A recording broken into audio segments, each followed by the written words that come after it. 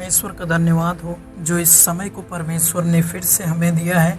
और मैं आज बताना चाहता हूँ और साथ में प्रार्थना भी करना चाहता हूँ आप सभी के लिए।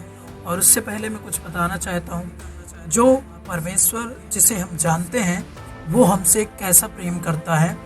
इस तरीके जो निष्पक्ष है वो प्रेम हमसे करता है परमेश्वर। और उसने जगत के लिए और हमारे हर एक पापों के लिए जो हम करते हैं अभी भी कभी कभी, तो उन सब के पापों के लिए उसकी दया और प्रेम को हम समझेंगे कि परमेश्वर क्या कहता है।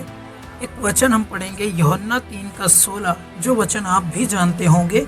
क्योंकि परमेश्वर ने जगत से ऐसा प्रेम रखा, उसने अपना इकलौता पुत्र दे दिया, ताकि जो कोई उस पर विश्वास करे वह नाश ना हो परंतु अनंत जीवन पाए।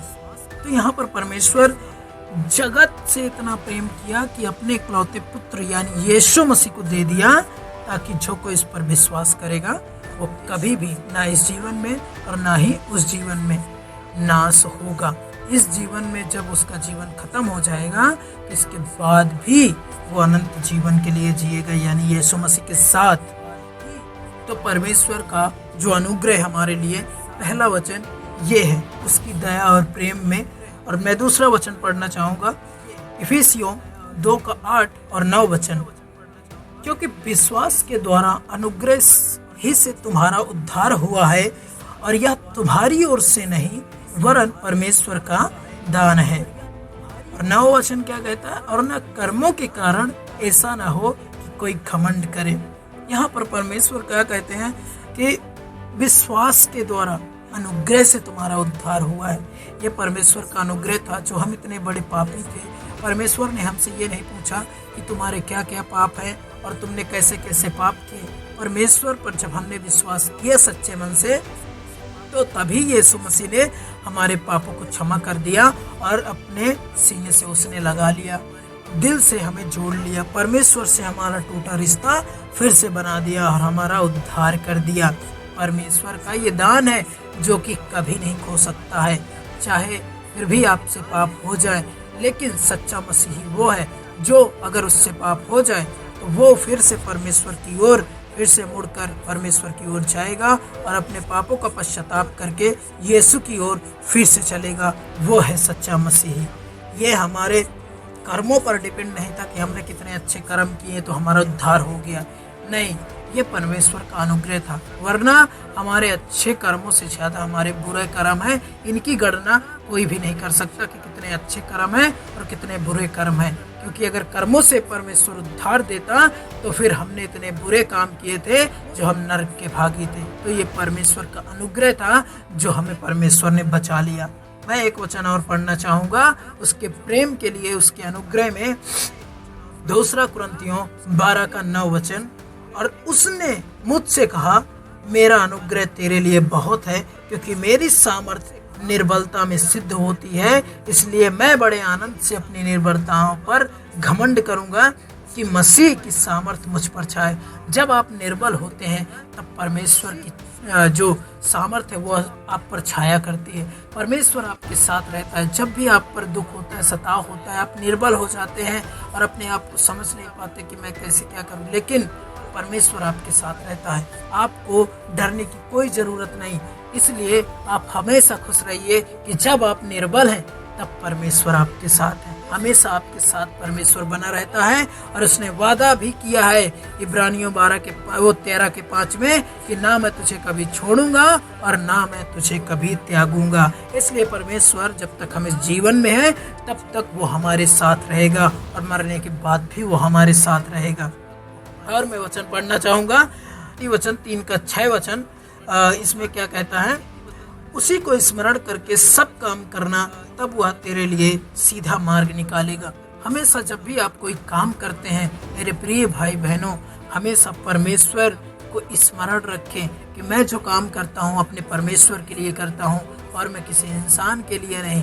क्योंकि हर काम में परमेश्वर मुझे देखता है कि मैं कितना काम सही करता हूँ और कितना बुरा करता हूँ। क्योंकि हर चीज़ का लेखा मुझे परमेश्वर को देना है, मनुष्य को नहीं। हमेशा ये जान के रखें कि जो भी आप काम करते हैं परमेश्वर उसे देखता है।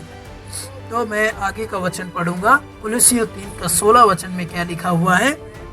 मसीह के वचन को अपने हृदय में अधिकाई से बसने दो और सिद्ध ज्ञान सहित एक दूसरे को सिखाओ और चिताओ और अपने मन में अनुग्रह के साथ परमेश्वर के लिए भजन और स्तुति गान और आत्मिक गीत गाओ। हमेशा जो वचन आपने पाया है, जो बातें आपने यीशु मसीह के वचन से पाई है, हमेशा एक दूसरे को बताते रहो, हमेशा उसके सुसमाचार को फैलाते रहो। जो प्यार, जो अनुग्रह, जो उद्धार आपने पाया है, उसे हर एक व्यक्ति को बताओ। तभी तो परमेश्वर का राज्य फैलेगा मेरे प्रिय भाई और बहनों, तभी तो परमेश्वर को सब लोग जानेंगे। इसलिए और उसके स्तुति गान में, उसके गीत में हमेशा आप उसकी बातों में झूमते रहिए, क्योंकि आपने एक अनंत काल का जीवन पा लिया है, आपने एक साफ सुथरा जीवन पा लिया है, आप एक सच्चा जीवन पा लिए हैं। क्योंकि परमेश्वर कहता है यूहन्ना 14:6 में कि मार्ग और सत्य और जीवन मैं ही हूँ। तो हमें हमेशा परमेश्वर में लगे रहना है और उसके वचन को बांटना है। और मैं वचन पढ़ूंगा यूहन्ना 6:63 में क्या लिखा हुआ है कि परमेश्वर ने हमें कौन सी आत्मा दी है। आत्मा तो जीवनदायक है, शरीर से कुछ लाभ नहीं। जो बातें मैंने तुमसे कही है वे आत्मा है और जीवन भी है। जो परमेश्वर ने बातें हमें कही हैं वो आत्मा है और जीवन भी है, क्योंकि परमेश्वर के वचन में ही जीवन है। क्योंकि परमेश्वर यीशु मसीह ने क्या कहा कि जीवन की रोटी मैं हूँ, जीवन का जल मैं हूँ।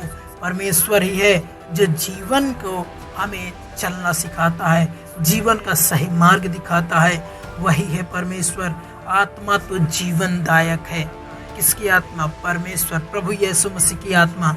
शरीर से कुछ लाभ नहीं। जो ये शरीर काम करता है ना, ये शरीर हमेशा आत्मा के विरोध में काम करता है और ये कभी नहीं चाहता कि आप आत्मा की बातों को पूरा करें और आत्मा की बातें यानी यीशु मसीह की बातों को पूरा करें, क्योंकि ये शरीर में पाप है। इसलिए ये पाप से भरी शरीर तभी सही लाइन पर आती है जब आप परमेश्वर के कामों को पूरा करते हैं, परमेश्वर के आत्मा के कामों को पूरा करते हैं, परमेश्वर के वचन को पूरा करते हैं।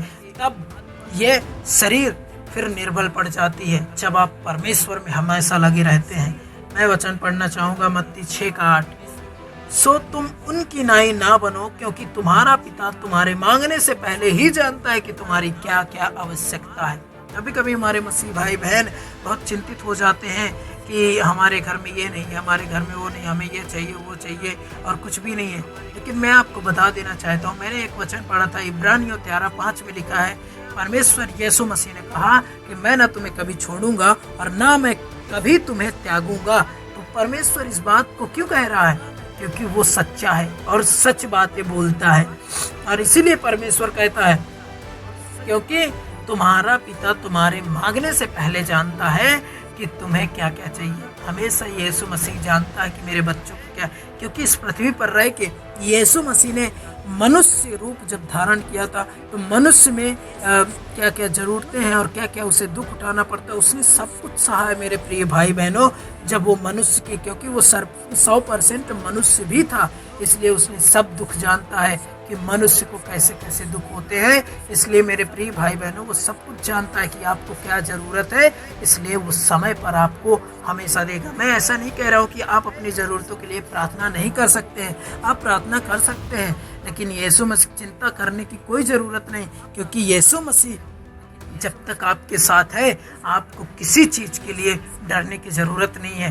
परमेश्वर जानता है कि आपको क्या क्या चाहिए। इसलिए मेरे प्रिय भाई बहनों, जब परमेश्वर इतना आपसे प्रेम करता है यानी यीशु मसीह, तो हम और आप उसके काम से प्यार रखें, उससे प्यार रखें। और क्योंकि हम जानते हैं कि ये जीवन नश्वर है, इस जीवन में कुछ भी नहीं रखा है, वही है अनंत जीवन और अनंत काल का जीवन, जहाँ हमें उसके लिए धन इकट्ठा करना है, क्योंकि वहाँ का धन कभी नहीं मिटता है। इसलिए हमें उस धन के लिए हमेशा यहाँ पृथ्वी पर काम करना है, क्योंकि हम जो काम यहाँ पर करेंगे यीशु मसीह के लिए, वो काम यीशु मसीह के पास लिखे जाएंगे और वही काम हमारे स्वर्ग में लिखे जाते हैं जो हम काम यीशु मसीह के लिए करते हैं।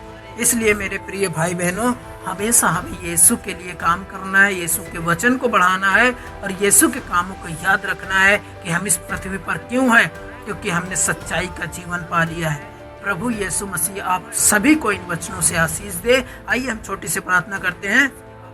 प्रभु, मैं प्रार्थना करता हूँ जितने भाई बहन इस वचन को सुने हैं और जो बातें बोली गई परमेश्वर, अगर मैंने अपनी तरफ से बढ़ा चढ़ा कर बातें बोली हो परमेश्वर, तो मुझे क्षमा कर देना प्रभु। और यीशु मसीह इन वचनों से हमें और गहराई से सिखा और ये हमारे भाई बहन सभी जान सके पिता कि तेरे वचन सत्य हैं और हमेशा तू सच बोलता है परमेश्वर, और हमारी ज़रूरतों का ख्याल रखता है और हमारी निर्बलताओं में तू साथ रहता है परमेश्वर।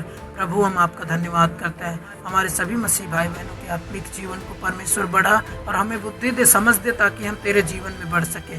प्रभु यीशु मसीह के नाम से मैं इस प्रार्थना को मांगता हूँ, सुने और दया से ग्रहण करें। Thank you Jesus Lord. मेरे प्रिय भाई बहनों, हमेशा प्रभु यीशु मसीह में बने रहें और प्रभु यीशु मसीह में बढ़ते जाएं। Thank you Lord.